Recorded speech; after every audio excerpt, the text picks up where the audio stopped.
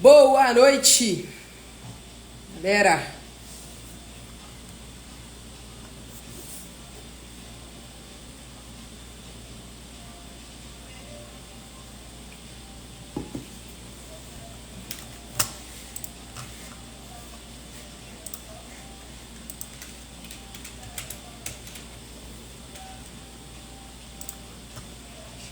Boa noite, pessoal. Doutora Pamela já na área.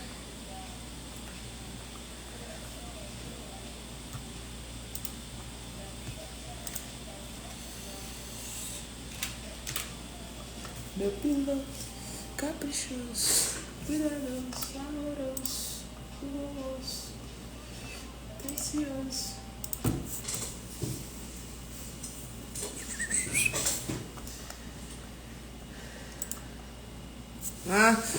Encaminhar essa live aqui pra essa galera entrar.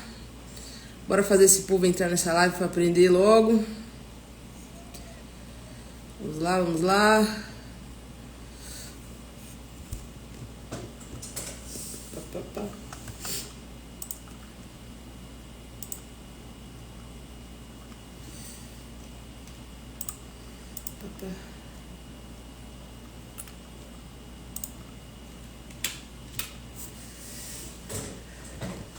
A doutora Pamela já pediu aqui para participar. Daqui a pouquinho eu já libero aqui a doutora, mas antes eu vou falar aqui um pouquinho do seguinte, galera. Hoje vamos falar sobre a importância do contrato na construção civil e, de certo modo, o contrato ele é importante em todas as áreas, né? Que a gente tem que fazer alguma coisa na vida, tem que formalizar alguma coisa na vida. Sem o contrato, você fica à mercê de imposições ou de cobranças ali, de certo modo, até indevida, né? Dependendo de que lado que você tá ali, tá? Então eu resolvi demonstrar a importância do contrato numa história lá de 1599.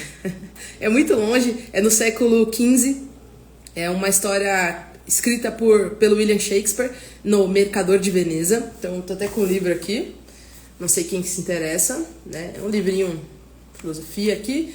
E aí, nessa história, é muito simples a história e demonstra muito bem a importância do contrato desde essa época, né? Desde o século XV. Então, eu vou contar uma história pequena aí pra vocês, só para que vocês entendam e depois julguem aqui comigo, depois vocês comentem aí se vocês acham que faz sentido, né? O contrato ou não. E aí, depois eu convido a doutora Pamela a entrar para complementar com o conhecimento dela. Tá? Primeiro também eu gostaria de pedir que você encaminhasse essa live aí para quem que você acha que pode se beneficiar desse assunto, para que quem você acha que trabalha e faz alguma prestação de serviço, que está nesse meio, que precisa saber a importância do contrato, para que possa se desenvolver aí, tá bom? Bom, essa história ela passa lá em 1599, é uma história de um rapaz que quer pedir uma moça em casamento. Então Bassanio quer pedir Pórcia em casamento, e aí Bassanio não tem dinheiro. Então ele vai até um amigo chamado Antônio, e Antônio tem esse dinheiro ali, porém Antônio tem sua fortuna vindo para Veneza, e essa fortuna ela tá num barco ainda. Então Antônio está sem dinheiro ali no momento.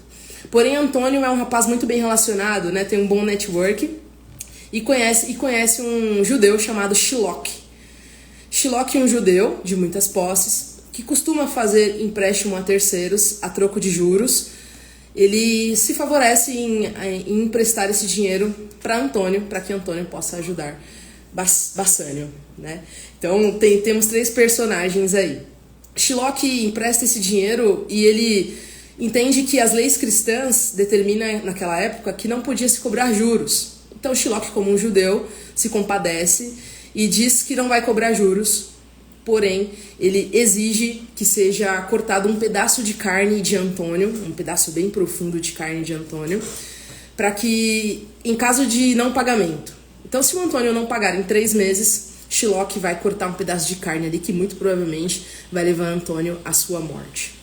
Então Antônio fica sossegado porque ele tem dinheiro, porém que passa-se os 3 meses e a fortuna de Antônio não chega a Veneza, porque o barco dele afundou. Então ele perdeu toda a sua fortuna que estava ali. Shylock então vai cobrar esse contrato que fizeram, né, na corte marcial. Então, Shylock quer a existência ali, a cobrança do contrato de qualquer forma, quer exigir todas as cláusulas, inclusive o corte da carne de Antônio. E Shylock, então, muito certo de que vai conseguir toda essa sua fortuna de volta, os 3 mil ducandos. Ducandos era a moeda da época, é como a nossa moeda, só que na época era puramente ouro, né? 3,5 gramas de ouro. Então ele vai receber esse valor de volta ali, porque ele fez um contrato, né? Ele tá todo regido ali pelas cláusulas que ele estabeleceu. Se ele não recebesse em 3 meses, ele tinha ali um pedaço de corte da pele de Antônio. Eis que Pórcia, que é a mulher que iria casar com Bassânio, né? Que ele estava pedindo dinheiro para casar com Pórcia.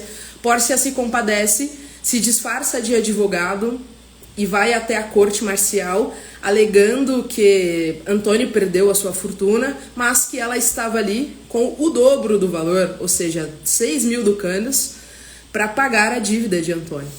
E que Shylock aceitasse esse valor em troca da dívida que estava ali, né? Como juros, como Shylock estava acostumado. Porém, Shylock, muito certo, muito bravo do que estava acontecendo, disse que não, que ele ia fazer acontecer o contrato que ele estava ali estabelecendo. Então, Pórcia, na sua inteligência e sabedoria, Pórcia que já era rica, já tinha suas posses, não precisava mais de dinheiro, e tinha ali também um conhecimento, disse o seguinte: então, tá bom, você não vai querer o meu dinheiro? Ok. Então, a gente não vai pagar, porém, eu exijo que a carne que seja tirada de Antônio, que é o que está escrito no contrato, seja retirada sem uma gota de sangue, porque no contrato não está prevendo sangue. Pórcia foi muito inteligente nesse sentido, foi muito rápida também nos seus pensamentos, e Shylock ficou abismado com aquela informação, porque realmente, apesar de ter relacionado tudo o que ele queria, tudo o que ele precisava no seu contrato, o retorno financeiro, caso não tivesse em 3 meses, ele ia ter um pedaço da carne de Antônio, todas as cláusulas bem estabelecidas, Shylock, ele não imaginava de que o contrato dele faltava ali um pedaço, né, de informação, que era o que ele realmente tirasse a carne, ele tinha que tirar um sangue também. Então Pórcia, muito inteligente, disse: tudo bem, pode executar o seu contrato, porém, para tirar a carne de Antônio, você não vai poder derramar nenhuma gota de sangue. Entende? A história se compadeceu, a história se desenrolou, né? O juiz determinou ali que Shylock não iria receber mais o dinheiro. Shylock falou: não, tudo bem, agora eu aceito então o dinheiro. Não, o juiz determinou: você não vai receber mais o dinheiro. Pelo contrário, você vai receber agora uma multa. Você precisa pagar metade da sua fortuna para Antônio, do qual você queria matar praticamente, porque você só queria um pedaço da pele dele, e a outra metade você vai dar para o governo. A história se desenrola no livro O Mercador de Veneza, como eu mostrei aqui para vocês, esse livrinho aqui. Então a história se desenrola para outros pontos, mas eu gostaria de deixar aqui muito importante a importância do contrato de fato, né, de um contrato bem redigido. Não é só ir fazer um contrato, é um contrato bem redigido, com cláusulas claras, né, pensando ali num todo, tá bom? E para falar mais de contrato, então, vou parar de falar aqui. Eu vou chamar a doutora Pamela Pulis para participar do nosso vídeo. Deixa eu mandar o convite aqui para ela. Gente, se ela aceitar, vamos ver se ela aceita aqui. Enquanto isso, se vocês puderem mandar aí pro pessoal. Olá, doutora. Oi, Thaís, tudo bem? Boa noite, tudo bem com você? Boa noite, tudo bem? Eu ia te E aí, chamar pessoal, de boa senhora, noite. eu ia te chamar de senhora, mas esqueci que você é mais jovem do que eu, né? Eu falei, não, melhor não. Nossa, muito mais jovem, tá? Bom, Muito mais galera, jovem. essa é a doutora Pamela Pulis. Ela vai falar sobre, daqui a pouco ela fala sobre as capacitações dela, sobre o currículo dela, que é bem extenso. Deixei aqui essa história no ar, demonstrando a importância do contrato, demonstrando a importância de ter um contrato bem redigido, bem elaborado. E aí eu gostaria que você falasse um pouco, então, sobre as formas técnicas, né, pelo olhar jurídico ali, de como a gente pode ter um bom contrato. Depois a gente puxa um pouquinho para a construção civil. E é isso. E vamos ter um papo aí livre, tá? Fica à vontade para poder falar aí, doutora. Legal. Primeiramente, boa noite aí, pessoal que está entrando. Pessoal tanto do meu Instagram quanto da Thaís, sejam bem-vindos.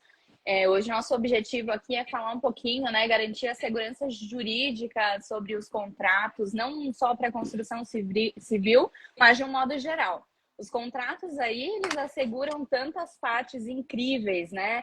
Que tanto no antes, no momento em que está acontecendo ali, o fato gerador de tudo, dessa prestação de serviço ou qualquer outro tipo de contrato em si, e depois, né? Inclusive, eu estava falando isso com a Thaís agora há pouco, né? Sobre os vícios que acontecem após aí o contrato.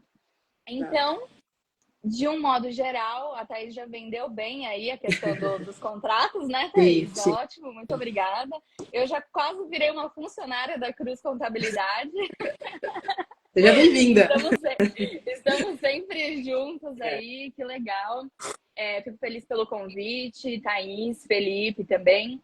E vamos lá. O contrato, né, pessoal, além dele ser muito bem, Pessoal, deve ser muito bem... Doutora, só atrapalhar o seu raciocínio um pouco, o pessoal está comentando aqui para mim que o seu áudio está um pouquinho abafado. Se você puder, não sei se é por conta do fone. Eu acho que é. É? Mas não tá dando para ouvir? Vamos ver aqui. Pode continuar? Pessoal, se continuar abafado o áudio, vocês, por favor, comentem aqui que a gente tenta estabilizar um pouco mais, tá? Tá bom, mas se não estiver dando para ouvir, vocês comentem. Mas...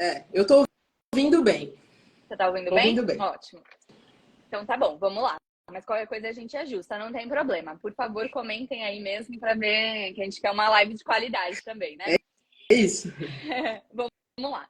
Então, os contratos, né, de modo geral, para todas as empresas, no caso a gente está falando aí da contabilidade, da empresa da Thaís, todos os clientes, eles nos procuram, né, tanto a contabilidade quanto a parte jurídica, para ter uma segurança jurídica em qualquer elo que vão ser feitos, né? Sendo uma prestação de serviço, uma contratação de serviço, uma venda, uma compra, qualquer tipo de negócio jurídico. Negócio jurídico é as duas partes, né? Quando existe uma pessoa interessada e uma pessoa em que realmente tem esse serviço para oferecer. Então, nesse sentido, o contrato ele é feito com vários pilares, né? Começando aí, para garantir a segurança jurídica de ambas as partes. Não é só quem está prestando o serviço, mas também de quem está contratando esse serviço, tá? Isso garante a parte de administração da sua obra ou da sua qualquer outra prestação de serviço. Administração, a técnica que vai conter nessa prestação de serviço, toda a parte legal, as cláusulas legais ali, no caso de arrependimento, no caso, o que vai ser ali ponto a ponto, o que vai ser oferecido, vai assegurar o que eu vou receber com o meu pagamento, né? E o que a pessoa vai me prestar de serviço. Então, é assim, é mútuo, é uma segurança jurídica para as duas partes. Normalmente, esses contratos, tá? A gente sabe que tem alguns contratos mais simples que eles não precisam de um corpo jurídico. Mas contratos aí, principalmente da parte de construção civil, né? Que nós temos aí um mar de possibilidades de contratos. São redigidos pelo um corpo jurídico, assinado pelo advogado, com testemunhas, normalmente a gente leva aí até a parte, não só societária, né, mas a gente leva até quem está envolvido realmente na prestação de serviço, como uma pejotização, prestação de serviço, né, um monte de gente. Então, assim, o contrato, ele serve para a parte administrativa, legal e ser cumprido tudo que está sendo disposto, tá? Certo. Basicamente, é isso. Entendi. Bom, mandaram aqui no meu Instagram, antes da gente começar essa live, um pouco sobre vício de obra, né? A questão do vício de obra, ele é muito importante na área da construção civil, porque as pessoas geralmente esquecem disso, né? Quando você vai contratar ali um serviço, você fica muito seguro da pessoa que você está contratando. Ah, eu só vou pagar quando for executado, eu tô seguro com relação a isso, vou cobrar a documentação, tudo mais. Mas quando termina a obra, que é entregue a obra aos usuários, estabelecida ali aparece algum vício de obra, e aí às vezes a pessoa não tem isso estabelecido no contrato. Como que a gente pode, é possível descrever essa questão dos vícios de obra em contrato? Como que funciona? Perfeito, Thaís. Obrigada por quem mandou a pergunta, por interagir com a gente. Olha só, isso entra muito na parte de prevenção das diretrizes técnicas.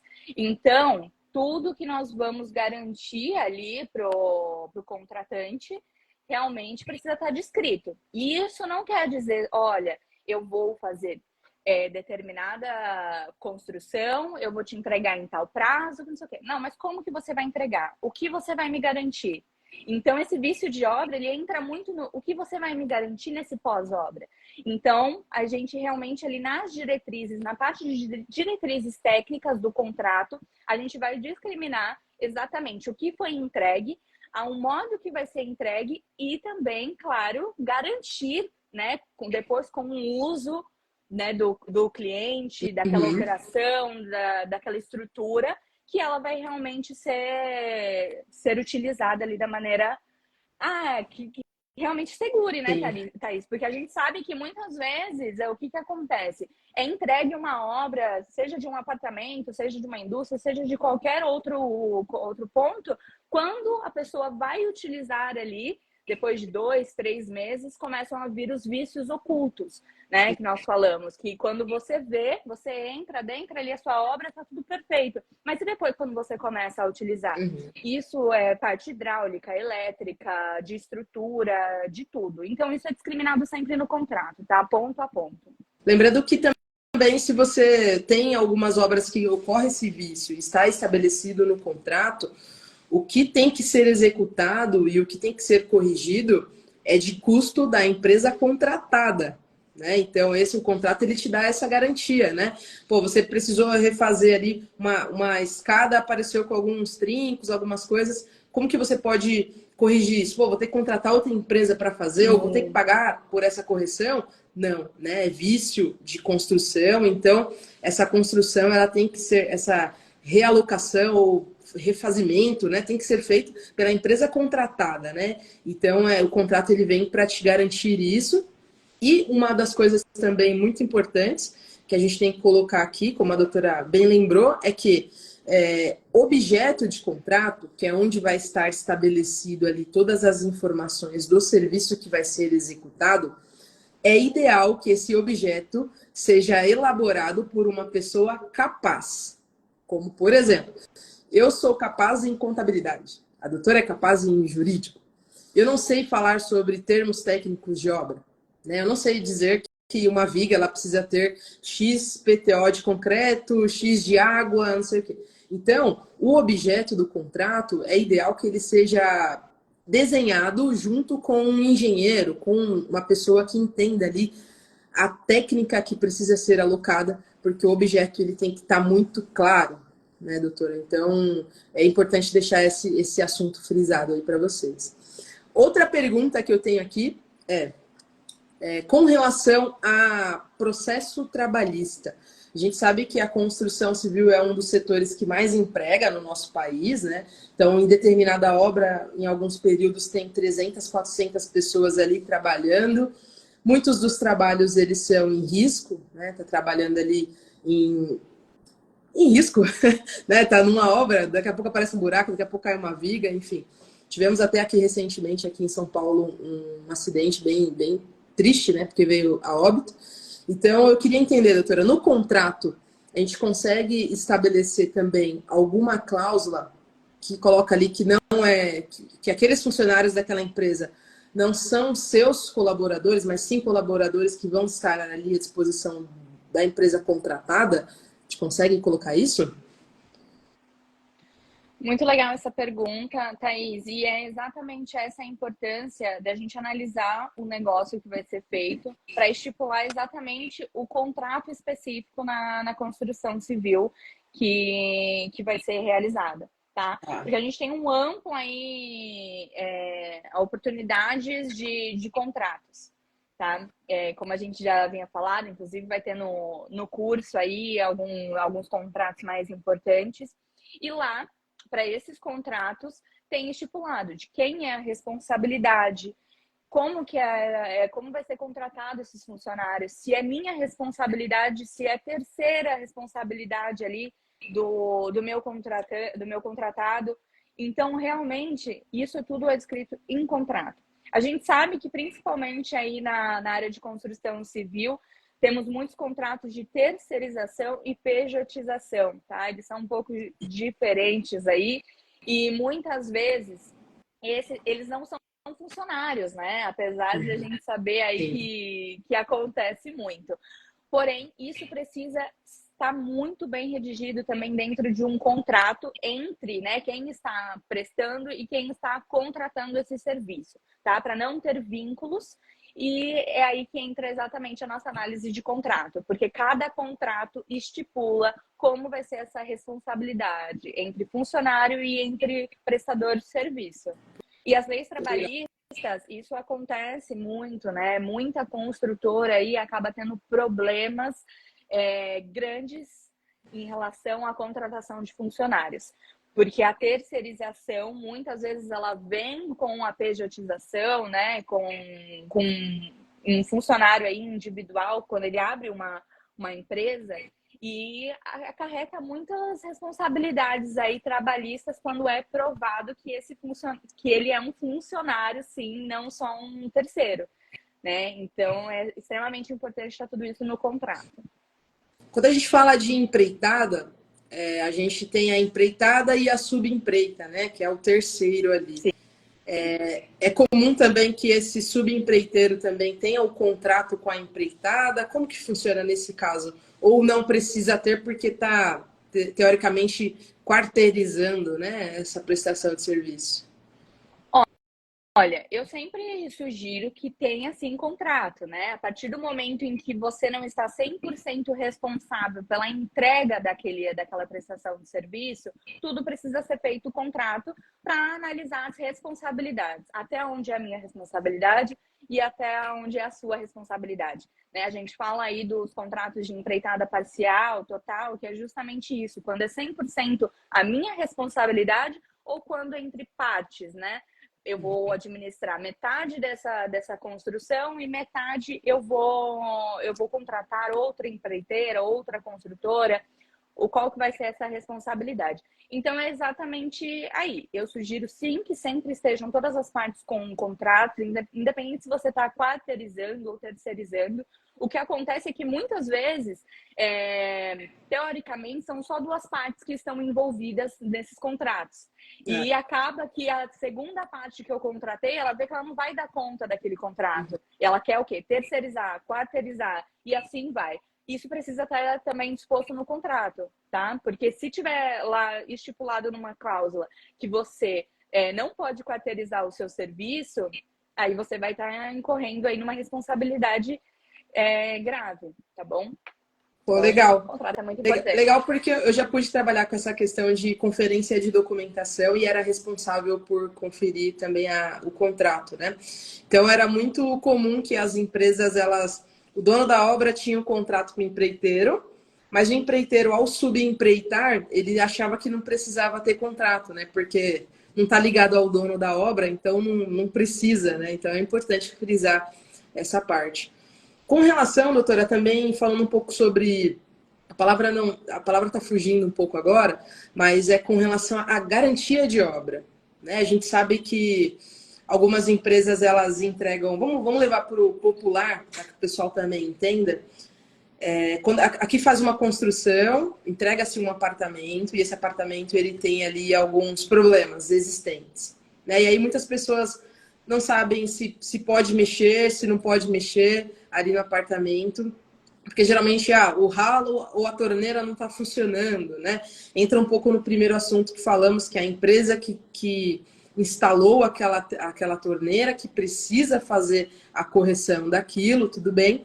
Mas como funciona na questão de você, não sei se daria para a gente entrar um pouco nesse ponto, porque entra como adquirente, né? Entra já talvez direito do consumidor um pouco. Mas o consumidor ele também fica seguro com relação a esse contrato que a empresa construtora fez ou não? Porque entra uma quarta parte, né? Teoricamente. Sim, Thaís, normalmente o que que acontece? Quando eu compro um apartamento, eu vou ter ali um contrato com a construtora principal. Como ela terceirizou isso, às vezes eu, como contratante, não vou saber. Uhum. Então, o que que acontece? Lá nas cláusulas de entrega do contrato, da obra, do serviço, sempre vai ter um período de garantia desse serviço, seja hidráulica, seja elétrica, seja de qualquer outra parte de infraestrutura dentro do negócio. Então, normalmente é de 1 ano, né? 2 anos. Então, dentro desse período, se eu tiver qualquer erro que seja configurado realmente, que é problema da obra e não de mau uso, Uhum. né? Eu realmente consigo correr atrás desses direitos devido ao contrato, né? Eu tenho essa segurança jurídica, eu vou lá e vou falar com a construtora. Olha, eu estou tendo um problema de hidráulica, vocês precisam reparar. Você não vai ter nenhum custo sobre isso, né? Claro Sim. que não. Tudo que está dentro de contrato, está em prazo de cobrança e de serviço, de garantia, o consumidor ou a empresa, né? Que quando a gente fala de consumidor, é sempre entre uma pessoa jurídica e uma pessoa física. Sim. Então, a pessoa física ali, eu posso cobrar direto da construtora, tá? Isso em qualquer circunstância. Se não me engano, são 5 anos que aí fica nesse prazo. Que aí o consumidor ele fica ali amarrado Que é para poder ter. razoável, né? É É, razoável, porque você compra um imóvel e você tem problemas elétricos e hidráulicos logo nos primeiros anos, isso é muito complicado. assim, como complemento, e aí eu deixo de dica para vocês que estão entrando nessa parte, toda a empresa que contrata um terceiro, ela é responsável solidária por esse serviço e pela contratação dessa outra empresa que está contratando pessoas. Vamos traduzir tudo isso. Então, se eu estou contratando alguém que está fazendo uma construção para mim, ela vai usar mão de obra. Se ela vai usar a mão de obra, eu sou responsável, solidária, por todos os impostos devidos por essa empresa, inclusive pelos salários pagos a esses terceiros, a essas pessoas. Então, se você está trabalhando nesse ramo da construção civil ou em qualquer outro ramo que você terceirize parte, você é responsável solidária e você precisa fazer com que. E você precisa fazer o quê? Fiscalizar essa outra empresa. Pedir documentação, comprovante de impostos, pedir que o recolhimento realmente seja feito, se está em obra, na CNO de obra, se você é um terceiro, se o recolhimento do INSS foi feito, se o salário daquela pessoa foi pago, né? Porque, infelizmente, algumas empresas esquecem de pagar o salário das pessoas que estão prestando ali o serviço e aí você acaba sendo o responsável solidário e tem que pagar isso ali na justiça. Com relação a isso, doutora, falei. Com relação a isso, como que o contrato ajuda? Por exemplo, eu, Thaís, estou contratando uma empresa para construir e essa empresa deixou de pagar os funcionários dela, né? Então, eu sou responsável solidária ali por aquilo. O contrato, mas eu fiz um contrato com essa empresa ali. Esse contrato, ele me ajuda ou ele me atrapalha nesse sentido? Em relação, qual é o cenário, Thaís? E Desculpa, não entendi muito bem. eu também não fiz a pergunta, né? Faltou a pergunta. Eu contratei uma empresa e Tá. essa empresa está fazendo minha construção e ela esqueceu de pagar os funcionários, ok. E aí esses funcionários me processam, né? Processam a empresa e Tá. aí eu também ali estou ligada, né? Acabo sendo também citada em processo. Esse contrato que eu fiz com essa empresa prestadora de serviço, ele me ajuda ou ele me atrapalha de certo modo? A justiça entende que por eu ter contratado, eu sou culpada também, tenho que pagar, ou o contrato me ajuda de alguma forma? Entendi. Assim, nunca você vai ser prejudicado por você estar num contrato, tá? É por isso que a gente fala, sempre as responsabilidades elas vão estar muito bem descritas ali. O que acontece é exatamente isso. Quando entra ali, um funcionário vai entrar com um processo, no caso é o funcionário que entra ou um Isso. terceiro? O Funcionário mesmo. funcionário, isso, ele vai entrar sempre da empresa A aqui que a gente está falando, que foi a que realmente contratou ele. Uhum.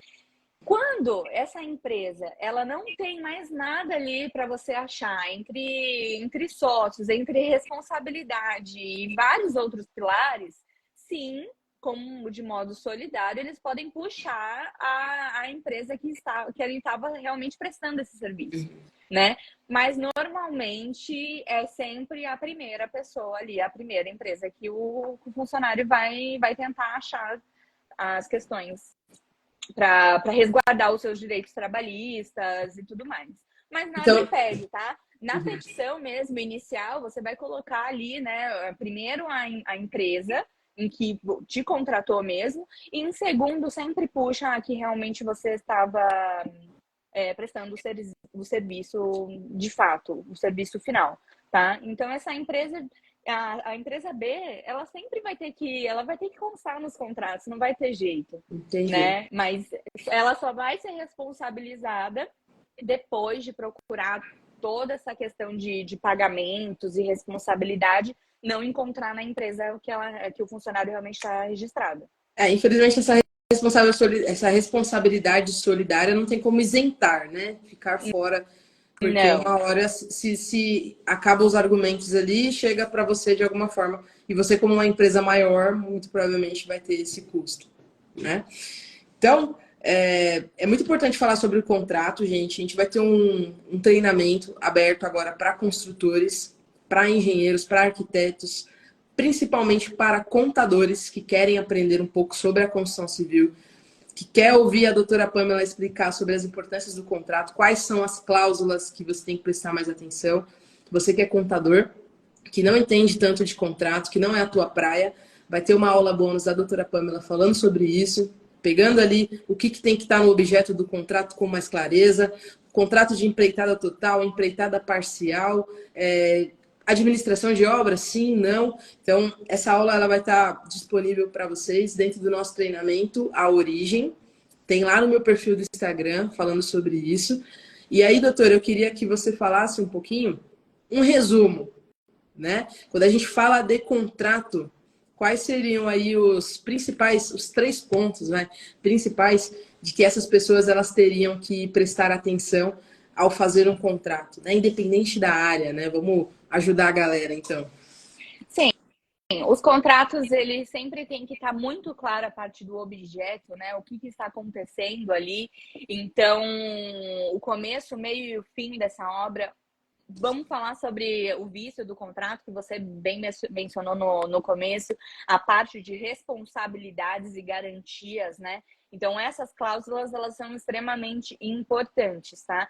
Então, o objeto, os direitos e exatamente estipular quais são os direitos e os deveres ali de toda a questão dessa construção, tá bom? Então, aí tem vários outros tipos de cláusulas que a gente vai mencionar, só que sempre dentro dos contratos a gente vai analisar o que vai ser entregue, a responsabilidade de quem e estipular ponto a ponto. Legal. Puxando um pouco já para teses, né, que será uma outra aula bônus do nosso treinamento A Origem, que a doutora também vai falar com a doutora Tuane. Falando um pouco de teses, não para a gente focar muito, mas para que o pessoal entenda o que é a tese do ISS, que é um dos valores que mais estão disponíveis aí na construção civil, e como as empresas podem se beneficiar dessa tese do ISS, né? É vantajosa, não é? O governo vai vir atrás de mim? Como que funciona isso? Legal. Então, Thaís, só me permite aqui, eu gostaria de citar alguns pontos, por que o contrato ele é tão importante em relação não só à construção, mas de um modo geral, tá? Uhum. Puxando um pouco mais pela construção, a construção ela é muito importante aí pela questão do aquecimento de mercado, né? A gente sempre sabe que a movimentação econômica da construção ela é muito movimentada por essa questão de mercado. Então, quando você tem um contrato bem redigido, sabendo exatamente os objetivos que vocês vão ter ali, vocês estudam toda uma questão que está acontecendo.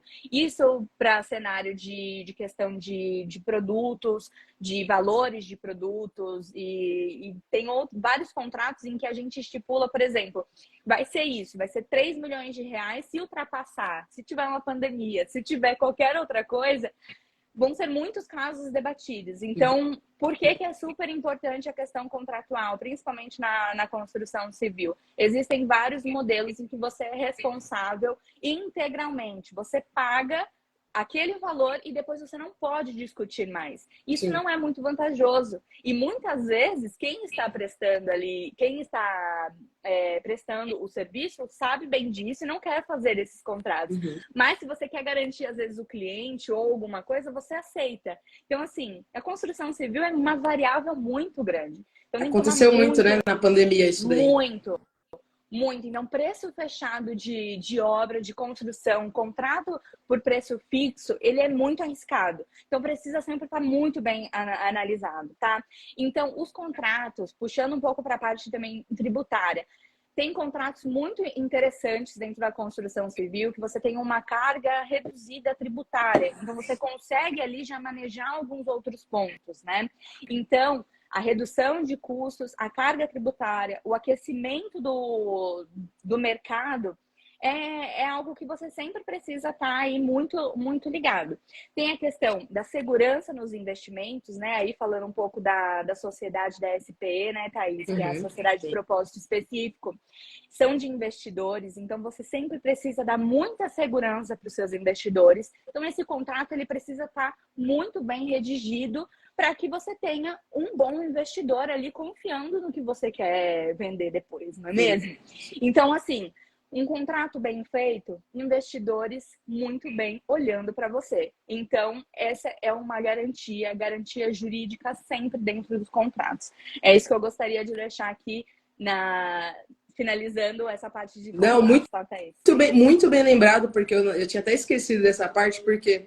Galera, só para exemplificar o que aconteceu na pandemia. Eu fechei uma obra, o cliente ele tinha fechado uma obra por X valor e era tudo acontecendo normalmente, né?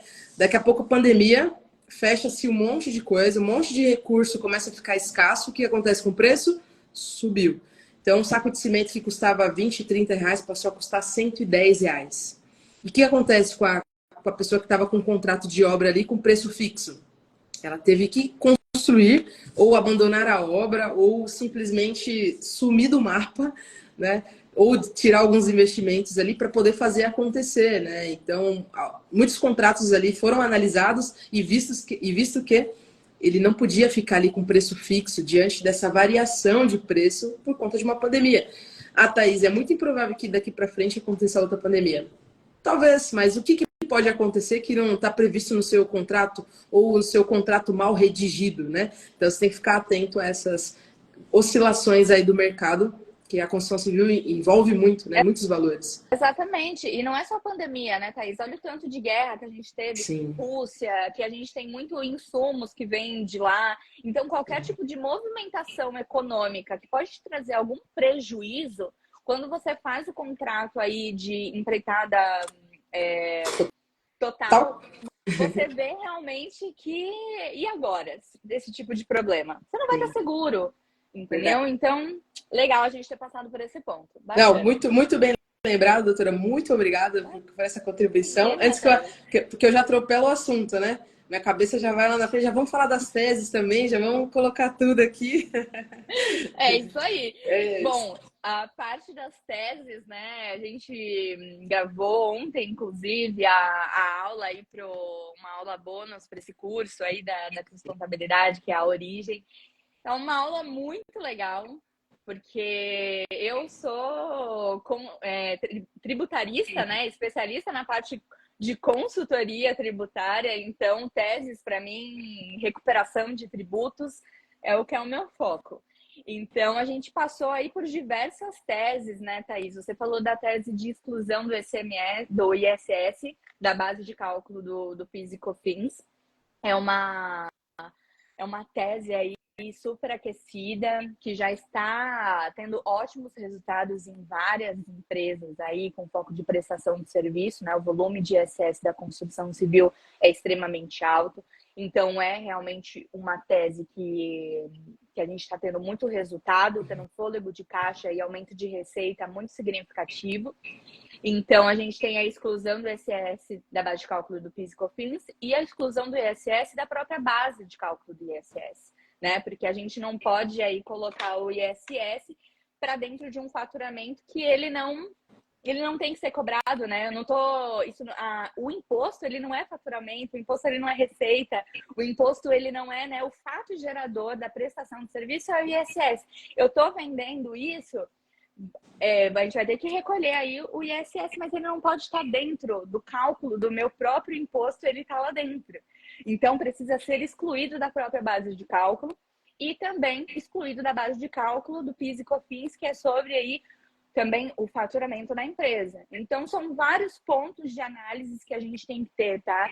Para a própria construção civil, temos muitas teses, inclusive aí da folha de pagamento, né, Thaís? Vocês cuidam bastante disso também, né? Tem muitos sim, bastante. funcionários, então a maioria aí das construtoras tem muitos funcionários.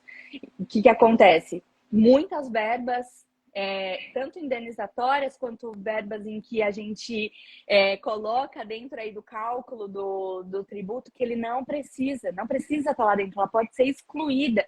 Isso dá um super fôlego, né? O teto aí dos 20 salários mínimos também de contribuição que está sendo discutido é algo que a gente está levando bastante em consideração da Previdência também. Não pode oferir mais do que 20 salários mínimos. Se você está oferindo, você pode ter essa recuperação.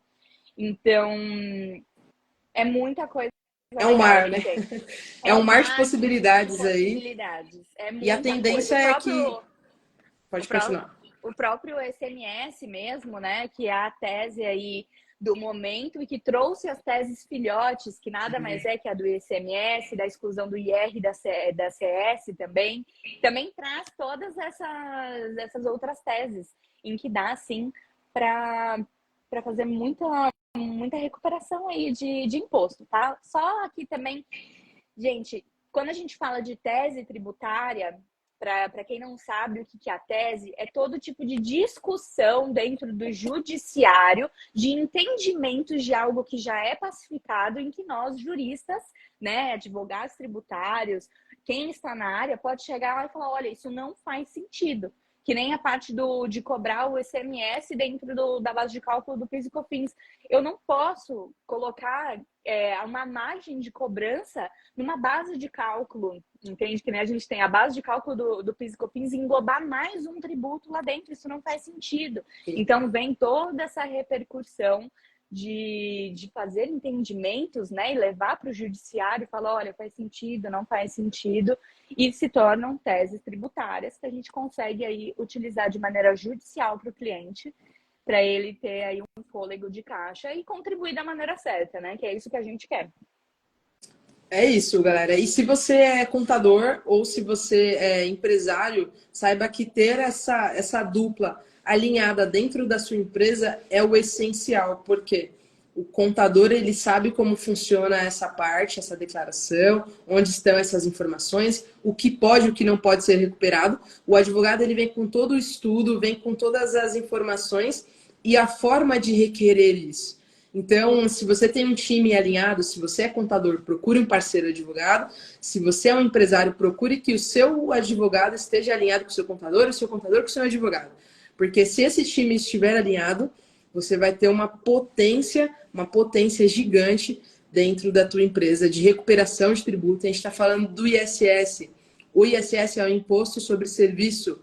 A alíquota máxima desse imposto é de 5% e o mínimo de 2%. Então, a gente está falando de um valor muito grande que pode sim ser recuperado dentro da sua empresa, principalmente se essa tese seguir aí como foi o caminho da tese do ICMS, né, doutora? Que já saiu aí, tá tudo certinho, e agora estamos na tensão para fazer o ISS. É importante também frisar que imposto recuperar imposto não vai trazer fiscalização para dentro da sua empresa. O que vai trazer fiscalização para dentro da sua empresa é a sua má conduta, é a forma como você faz as coisas. Se você está fazendo merda, vai trazer, né? Desculpa o termo aqui, mas vai trazer fiscalização para dentro da sua empresa. Então você tem que fazer as coisas certas, tem que procurar um profissional que faz certo. Hoje em dia a gente tem que convencer o empresário a trocar de contabilidade e a contabilidade fazendo tudo errado, gente. Não tem como. Né? Então, seja responsável com a sua empresa e contador, seja responsável com a empresa do seu cliente, porque é extremamente importante que essa fiscalização não seja empecilho para você recuperar tributo pago em duplicidade. Beleza? Ótimo, é isso aí. E Pulacho. dentro do curso a gente fala de uma maneira, não fala da forma de juridiquês. Agora, às vezes a gente dá uma deslizada e fala algumas palavras difíceis, mas é porque não vem na cabeça alguma outra. Mas, de modo geral, a gente falou muito para o público de contadores, que é o público em que mais, assim, eu tenho parceria. Eu sou advogada tributarista, então, para mim, tá de mão dada com o contador sempre é o sucesso para o meu cliente. Então, a gente faz essa organização, né, essa governança tributária dentro dos clientes justamente para isso. Tem alguma coisa de errada? Vamos consertar. Se precisa tirar a equipe, vamos tirar a equipe. Precisa trocar a equipe? Vamos trocar. Mas vamos reestruturar o que está acontecendo aqui. Se não está tendo boas condutas, entra o compliance tributário. O que está acontecendo? Então, colocando a escrituração correta, o que está acontecendo com o seu SPED? Você está ocultando coisas? Vamos ver. Então, assim, tudo você tendo uma equipe boa, né? Que nem eu e a Thaís, a gente tem uma super parceria. Qualquer planejamento tributário, eu vou começar pela minha parte ali jurídica de prevenção de riscos para o meu cliente. E a Thaís, ela está no operacional, ela sabe o que está acontecendo. O que está entrando, o que está saindo, o que precisa realmente para essa empresa. Então, essa é a nossa parceria, né, Thaís? A gente sabe o que acontece aí e o que a gente quer é sempre que os clientes e os parceiros aí, outros contadores, outros advogados, tenham sucesso. E represente bem, né, a nossa classe. Por favor, né? O contador, ele é responsável por contar história, né? Então, ele vai contar a história da empresa à Receita Federal. Então, é uma responsabilidade muito grande diante da complexidade que é o nosso setor aí. Então, é isso. Você que quer entender um pouco mais sobre essa parte, você quer entender um pouco mais sobre contratos, como fazer, como entender, como usar, quais contratos usar, quais impostos eu posso recuperar, quais serviços eu posso... muita coisa. O que você pode oferecer para o seu cliente como recuperação. Tudo isso vai estar no nosso treinamento, A Origem. Está no meu perfil, uma lista, que se você quiser receber mais informações, manda lá o link. Vai ser um prazer passar essa informação para você. E vai ter a nossa excelentíssima aqui, doutora Pamela Pulis, com a doutora Tuane também, falando lá sobre contratos e teses, né? Como recuperar aí os tributos. Beleza? Quer deixar algum recado, doutora?